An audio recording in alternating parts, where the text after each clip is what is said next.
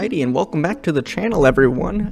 Today we're going to be continuing our solo node journey with all of these wonderful characters we have available here, and I'm going to be attempting to do a run using Gedran here.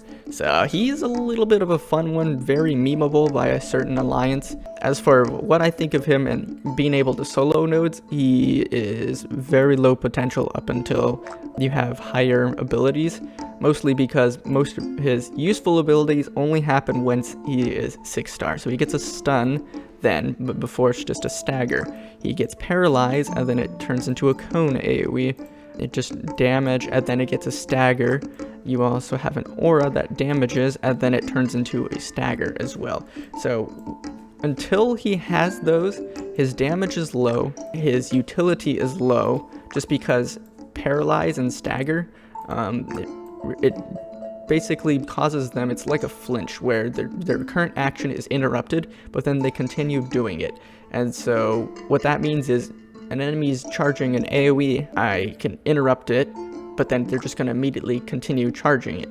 And so it makes that difficult because now I've gone into attack and then they now have to evade it or move past them, which could put me into further danger. Then it's hard to, yeah, anyway. And he doesn't have any like hard CC until he gets this 6-star. So as far as being able to solo a node, he can do it using just this and high levels of his leader ability, which I don't have enough gold to level things up here, or else I would level this up even once more, because this is a ranged attack. This is his only ranged attack, and then he has some like circle AoEs around him. So as long as he's level 2 and he has a high LA, that's all you really need for him. I am trying something a little bit different, and I put on these power stones that have leech, so we're going to be showcasing that in his run and how that can help increase their chances of survival with these solo node runs. So luckily I'll be able to hop into one of these easier nodes with him, just because like all melee characters, they don't deal very well with ranged characters unless they have some sort of burst damage or like a teleport dive into them kind of damage. So we will see. Luckily his leader ability does have a fairly high base damage rate, which is nice, because that's I think where most of their LAs for the medium DPS characters have such a case, but then the rest of their damage isn't. So I'm just gonna go ahead and get my aura going, and then so you could see the range of it isn't quite long enough. It'll like start taking them a little bit outside of what it appears. And so what does make it nice though is once you get it to that 6-star. So I'm just going to go like this and stagger them. So I'm just using it primarily for damage. We're going to get one hit off and then I'm just going to keep going. We're going to move slowly this way, get my aura going again. And so it kind of has a delay before it starts doing damage. I'm just going to move out of range. And alright, there was that. Beautiful. Okay, we're gonna keep it going on. I didn't really show all of the cooldowns as well, but they are slightly longer for the cooldowns, and he has a fairly long cast time for most of his abilities. So that just makes him a little bit further. So some units I could like just backstep a little bit, while this unit I need a backstep more than I would normally want to, just because he has longer cooldowns. So I'm just going to drag the snake over here and then be able to pop all of these guys at the same time, hopefully. Alright, so now I'm going to go like this. And boom. Alright. Beautiful. So now we're just going to wait for my leader ability to be off of cooldown, because I know that there will be another spawn here. Alright, so we're just going to move down here, like so. Boom, and we're gonna retreat back into the corner. Keep on coming, guys, keep on coming. He's gonna get his aura going here. We're just gonna move up. And then I'm gonna have to take some damage here. Ah, good, I didn't take any damage, that was the first.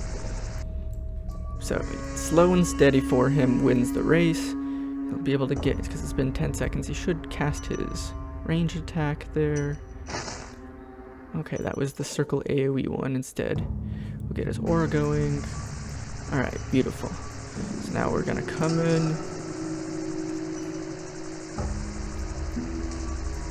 Alright, so we're going to pop that.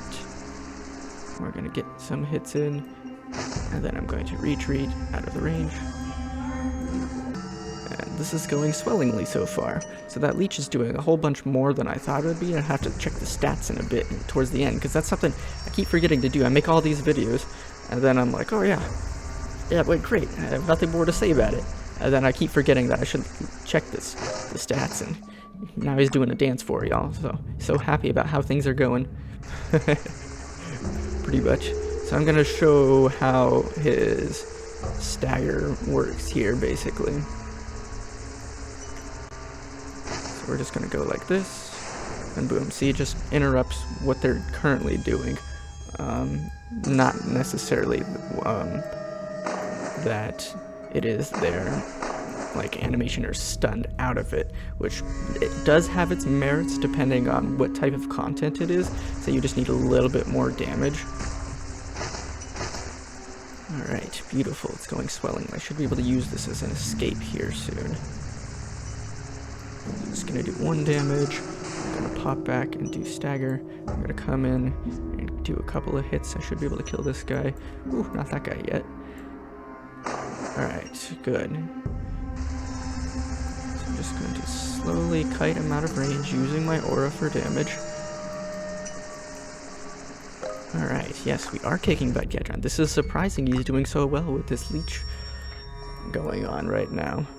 So we're gonna do the same thing here. Come in, get the aura going. We're gonna pop in and do some damage. We're gonna get 1 hit in. Beautiful. Alright, so the hard part is gonna be dealing with the range characters.